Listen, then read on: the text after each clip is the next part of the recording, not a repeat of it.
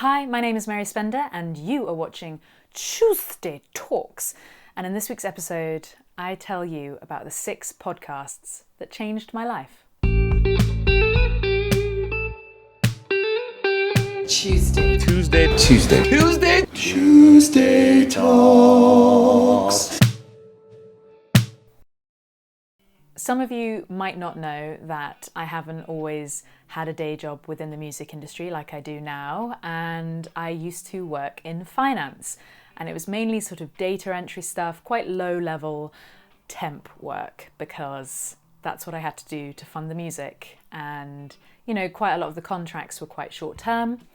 But in about 2016, I think, when I started to take this YouTube channel seriously and try and change my career a little bit, I got a job, and it was kind of important, not because it was anything to do with music, but because it was the first job where I was actually allowed to have headphones on or earphones in. When doing a data entry job, although I was very good at displaying patience and just getting on with my work, this made life a lot easier because I could listen to whatever I wanted, whether it was music or podcasts, and educate myself in many avenues. Like, I would really try and find things that I just didn't know anything about. So when it came to content creation, this whole world opened up to me because of not necessarily musicians making content online, but because of businessmen and women and just creators in other avenues, authors. It just opened up this world. And the first podcast I'm going to talk about is actually from a very famous photographer called Jarvis. And I think it was around this time, maybe it was a little bit earlier, that he did 30 Days of Genius, where he had 30 interviews. If you signed up to his mailing list, he would send you, not him personally, but someone would send you an email of the next day's interview, and it would go on for 30 days. And within these 30 people, all of them were extraordinarily talented, and Jarvis's interview technique is also very, very sort of well-mannered, educated, easy to listen to. And through Jarvis, he actually introduced me to a lot of the other podcasts done by an eclectic range of people that you might be interested in too. So, through Jarvis and 30 Days of Genius, I was introduced to Gary Vaynerchuk and Elle Luna and so many other creatives, including Brené Brown, Marie Forleo, and I just couldn't believe what I was hearing. There were these extensive interviews about creativity and what it means to try and make a living, how to run a business, how to not run your business, all those sorts of things. And as a musician, to hear those creative people, in some fields it's a lot harder to make money out of creative work than just being a musician and gigging. So to hear how writers were making a living and competing with other writers, it's just so educational, and I really thoroughly recommend that you go and check there are videos too, so you can see the visual, they're like beautifully shot, black and white, multicam, edited videos, but they also, the audio is up online too. So whatever medium you want to check it out, check out Jarvis. I mentioned her name, but Marie Forleo also, again, has a YouTube show / podcast thing, and super successful in her own right. And yet she wants to just educate you and introduce you to people, like Tony Robbins, who, to be honest, I wasn't really aware of him until Marie Forleo's interview with him. And Brené Brown, who I did mention, was also on Jarvis's podcast, but she just has a slightly different interview technique. The interviews are slightly shorter, and she likes to talk about money too, and how you can be financially independent as a creative person and really run a business in a very practical manner. And yeah, Marie Forleo, great woman, and really interesting educational content. Don't worry, this next podcast is guitar related, and that's the Guitar Nerds podcast, and I'm friends with all the guys that run it, and I have now been a host as well and been part of the crew. So Guitar Nerds changed my life because I've never worked in a guitar store. I never had a job in a guitar store growing up. the one guitar store in Salisbury wouldn't give me a job, and that was kind of fair enough. I wasn't really exactly qualified in any way.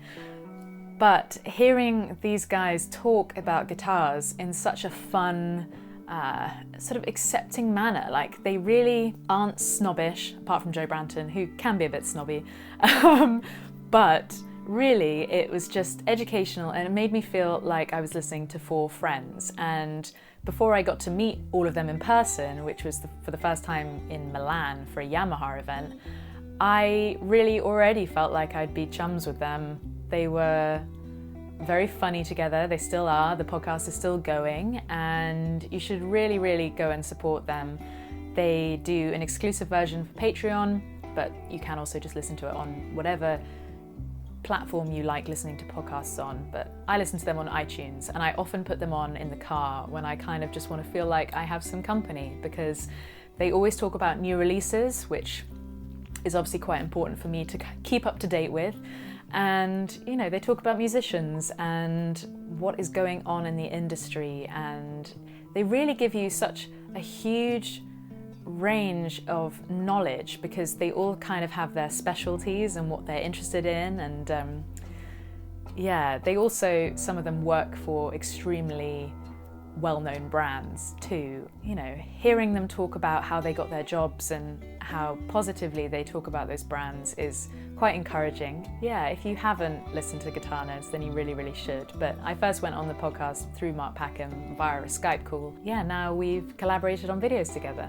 The fourth podcast I listened to whilst still doing my finance data entry job was from an author called Elizabeth Gilbert, who some of you may have heard of Eat, Pray, Love. She wrote that book, but she also wrote another much more sort of related to creativity book called Big Magic, which I'm actually only just getting around to reading now. However, to accompany the release of that book, she did a series of podcasts, 2 series in fact, and they were very eye-opening because it's talking about creativity on a very humble level. So, you know, it just goes down to the basics of not how to actually put out your content in the world, which maybe some of the other podcasts I've referred to actually help you with. And, you know, they help you package everything for an audience and an audience's consumption. But this is much more ground level. So it's literally talking about fear and worry and why you should keep your day job when you are trying to live a creative life, and also ways that you can be creative without having to worry about earning money from it.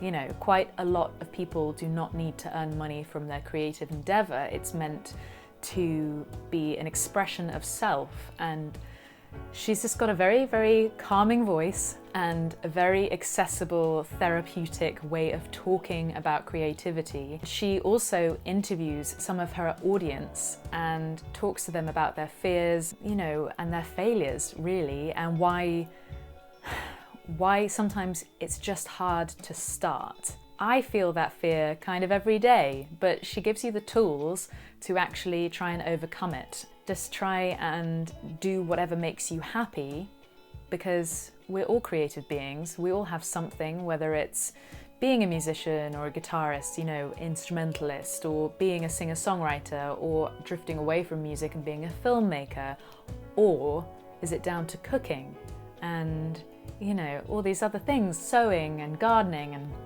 just so many hobbies that people have that, you know, really do sometimes scare you.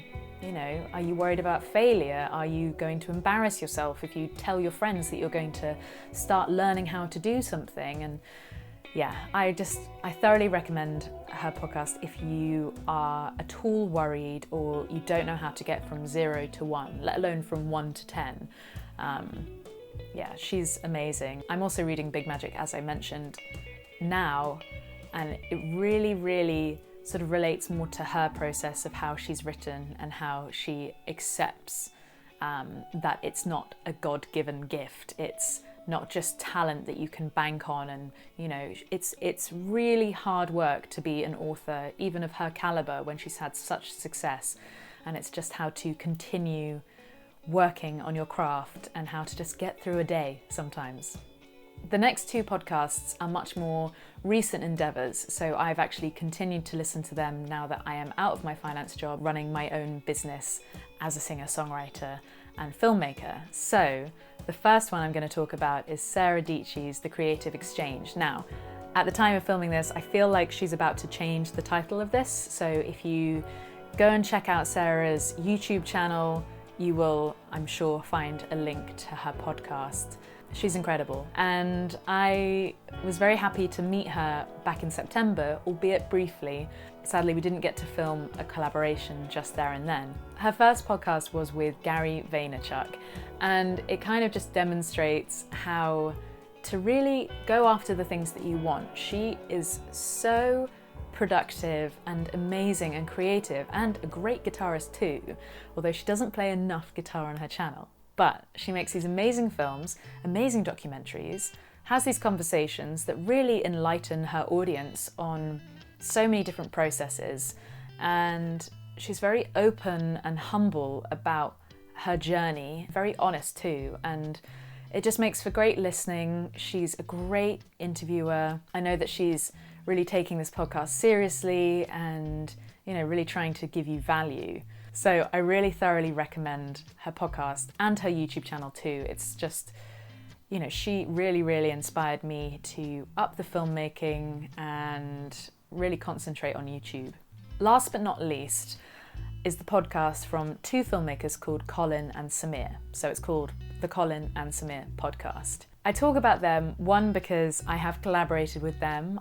Their videos were being recommended on my YouTube channel when I was just interested in watching people vlog. They were doing these incredible films every week, and I learnt more about them from watching their videos and then got to meet them in person at their LA downtown studio, which is amazing. And then we also collaborated. They did a little interview with me, and we spoke about how collaborations happen. If you haven't seen that video, it will be linked below.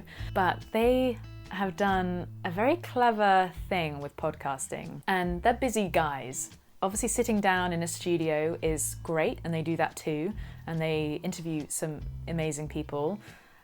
But they've done a few podcasts where they're on their way to something.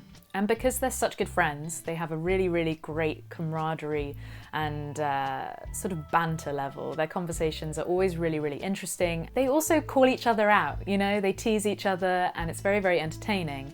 But there was one podcast that really gave me chills, actually. And I think it's called Jumping Out of Planes, or Jumping Out of a Plane. And it's about them going skydiving for the first time. It's their mental process and their conversation before and after jumping. And I know this isn't really related to filmmaking or music in any way, but them daring to share how vulnerable and scared they were was very, very, I don't know how to describe it. It was just very comforting to know that other people are going through this too, and I've never dared to jump out of a plane. It's actually one of the things that my mother will not let me do.